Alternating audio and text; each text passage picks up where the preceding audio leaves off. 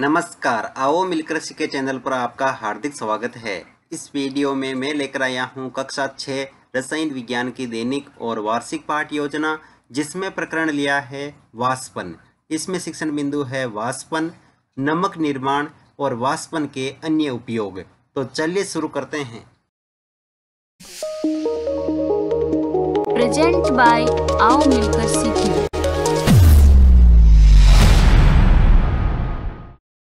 सर्वप्रथम लिखेंगे विद्यालय का नाम जहां पर आप ये लेसन प्रस्तुत करेंगे। कक्षा 6 विषय रसायन विज्ञान प्रकरण वाष्पन। यहाँ पर दिनांक, कालांश और समयावधि 30 मिनट।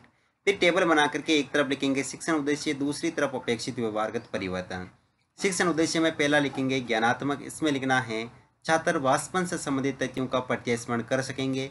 छात्र वाष्पन से संबंधित तथ्यों का पठ्यविज्ञान कर सकेंगे। अवबोधात्मक, छात्र वाष्पन से संबंधित तथ्यों की व्याख्या कर सकेंगे। छात्र वाष्पन से संबंधित तथ्यों के महत्व को समझ सकेंगे। फिर है ज्ञानोपयोग, जिसमें लिखेंगे छात्र वाष्पन से संबंधित ज्ञान का प्रयोग उच्च अध्ययन में कर सकेंगे। छात्र वाष्पन से प्राप्त ज्ञान का दैनिक जीवन की नवीन परिस्थितियों में उपयोग कर सकेंगे। कौशल, छात्र वाष्पन से संबंधित तथ्यों की जानकारी प्राप्त कर सकेंगे। छात्र वाष्पन प्रक्रिया को चार्ट द्वारा प्रदर्शित कर सकेंगे। अभिरुचि, छात्र वाष्पन के विषय में जानने में रुचि ले सकेंगे। छात्र वाष्पन से संबंधित तथ्यों के विषय में विचार विमर्श करने में रुचि ले सकेंगे। अभिवृत्ति, छात्र वाष्पन के विषय में सकारात्मक दृष्टिकोण उत्पन्न कर सकेंगे। शिक्षण सहायक सामग्री, लपेट फलक, श्यामपट्ट, चौक, डस्टर, संकेतक एवं अन्य कक्षा उपयोगी शिक्षण सहायक सामग्री। पूर्व ज्ञान में लिखेंगे छात्र वाष्पन के विषय में सामान्य जानकारी रखते हैं। फिर है प्रस्तावना प्रश्न, जिसमें टेबल बना करके लिखेंगे छात्राध्यापक क्रियाएं, दूसरी तरफ विद्यार्थी क्रियाएं। अगर आप छात्राध्यापिका हैं तो जहां पर भी छात्राध्यापक लिखा है उसकी जगह आप छात्राध्यापिका लिखेंगे। इसमें फर्स्ट क्वेश्चन, हम धूप, बारिश व सर्दी से बचने हेतु क्या पहनते हैं? कपड़े। कपड़े किस प्रकार साफ किए जाते हैं? धुलाई द्वारा। धुलाई द्वारा धुले हुए कपड़ों को कहाँ सुखाया जाता है? धूप में। धूप में सुखाने पर कपड़े किस प्रक्रिया द्वारा सूख जाते हैं? वाष्पन द्वारा। वाष्पन किसे कहते हैं? समस्यात्मक प्रश्न। उद्देश्य कथन में लिखेंगे आज हम वाष्पन का विस्तार पूर्वक अध्ययन करेंगे। फिर है प्रस्तुतिकरण, जिसमें टेबल बना करके लिखेंगे शिक्षण बिंदु, छात्र अध्यापक क्रियाएं, विद्यार्थी क्रियाएं, विधि पर विधि और श्यामपट्ट सार। शिक्षण बिंदु में पहला लिखेंगे वाष्पन। इसमें विकासात्मक प्रश्न में फर्स्ट क्वेश्चन, जल किस अवस्था में होता है? द्रव्य अवस्था में। द्रव्य अवस्था के अतिरिक्त जल की गैसीय अवस्था कौन सी है? जलवाष्प। जलवाष्प का निर्माण किस प्रकार होता है? निरुत्तर विधि में प्रश्नोत्तर विधि। फिर है छात्राध्यापक कथन, जिसमें लिखेंगे जल को उसके वाष्प में परिवर्तन करने की प्रक्रिया को वाष्पन कहते हैं। जहां पर जल होता है वाष्पन की प्रक्रिया निरंतर होती रहती है। वाष्पन प्रक्रिया हेतु ऊष्मा की आवश्यकता होती है। वाष्पन की प्रक्रिया द्वारा नमक युक्त जल से नमक व जल को पृथक किया जा सकता है। इसमें जल को गर्म करने पर जल वाष्पित हो जाता है तथा नमक बीकर में रह जाता है।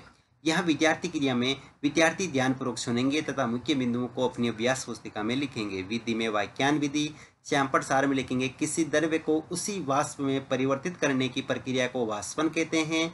वाष्पन विधि का उपयोग द्रव्य में घुले ठोस को पृथक करने में किया जा सकता है। फिर है बोध प्रश्न, तो इसमें फर्स्ट क्वेश्चन, वाष्पन प्रक्रिया हेतु किसकी आवश्यकता होती है? ऊष्मा की। वाष्पन द्वारा जल किसमें परिवर्तित होता है? वाष्प में। विधि में प्रश्नोत्तर विधि। अगला शिक्षण बिंदु है नमक निर्माण, जिसमें विकासात्मक प्रश्न में फर्स्ट क्वेश्चन, समुद्र का पानी कैसा होता है? खारा। खारे पानी से क्या प्राप्त किया जाता है? नमक। नमक समुद्र के पानी से किस प्रकार प्राप्त किया जाता है? निरुत्तर विधि में प्रश्नोत्तर विधि। फिर है छात्राध्यापक कथन, जिसमें लिखेंगे समुद्र के जल में अत्यधिक मात्रा में लवण मिश्रित होते हैं। इन्हीं लवणों में से एक लवण साधारण नमक है। जब समुद्र के जल को बड़े बड़े उथले गड्ढों में भरकर छोड़ दिया जाता है तो सूर्य के प्रकाश से जल गर्म होकर वाष्प द्वारा धीरे धीरे वाष्प में बदलने लगता है। कुछ समय बाद खारा जल वाष्पित हो जाता है तथा लवण नीचे बच जाते हैं। लवणों के मिश्रण का शोधन करके साधारण नमक प्राप्त किया जाता है। यहाँ पर विद्यार्थी क्रिया में विद्यार्थी ध्यानपूर्वक सुनेंगे। विधि में वाक्यान विधि और श्यामपट्ट सार में लिखेंगे समुद्र के जल से वाष्पन प्रक्रिया द्वारा नमक का निर्माण किया जाता है। समुद्र के जल में उपस्थित लवणों को वाष्पीकरण द्वारा प्राप्त किया जाता है। और यहाँ पर समुद्र से नमक प्राप्त करने से संबंधित यहाँ पर चित्र चिपकाएंगे। और बोध प्रश्न में लिखेंगे फर्स्ट क्वेश्चन, समुद्र का जल किसका मिश्रण होता है? लवणों का। लवणों को किस प्रक्रिया द्वारा प्राप्त करते हैं? वाष्पन विधि में प्रश्नोत्तर विधि। फिर है यहाँ पर दोस्तों अगला शिक्षण बिंदु वाष्पन के अन्य उपयोग, जिसमें विकासात्मक प्रश्न में फर्स्ट क्वेश्चन, पृथ्वी पर जल किसके द्वारा आता है? वर्षा द्वारा। वर्षा हेतु किसका निर्माण आवश्यक है? बादलों का। बादलों का निर्माण किस प्रक्रिया द्वारा होता है? निरुत्तर विधि में प्रश्नोत्तर विधि।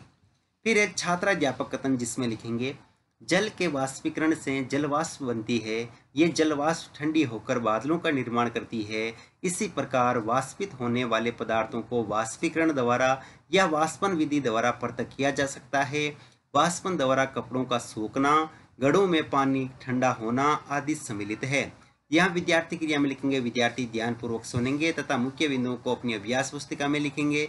विधि में वाक्यान विधि और श्यामपट सार में वाष्पन का उपयोग बादल निर्माण हेतु, कपड़े सुखाने में व ठंडक हेतु किया जाता है। फिर है बोध प्रश्न, तो इसमें फर्स्ट क्वेश्चन लिखेंगे वाष्पन प्रक्रिया किसके निर्माण में सहायक होती है? बादलों के। घड़ों का पानी ठंडा किस प्रक्रिया द्वारा होता है? वाष्पन द्वारा। विधि में प्रश्नोत्तर विधि। फिर है मूल्यांकन प्रश्न, इसमें फर्स्ट क्वेश्चन नमक निर्माण हेतु आवश्यक प्रक्रिया है? वाष्पन, संघनन, निस्तारण और सभी। जल को में परिवर्तन की प्रक्रिया को वाष्पन कहते हैं। वाष्प या बर्फ। वाष्पन द्वारा बादलों का निर्माण होता है। सत्य या असत्य। वाष्पन को परिभाषित कीजिए। वाष्पन के उपयोग लिखिए। गृह कार्य में लिखेंगे वाष्पन द्वारा नमक का निर्माण किस प्रकार किया जाता है। और अंत में परिवेक्षक टिप्पणी।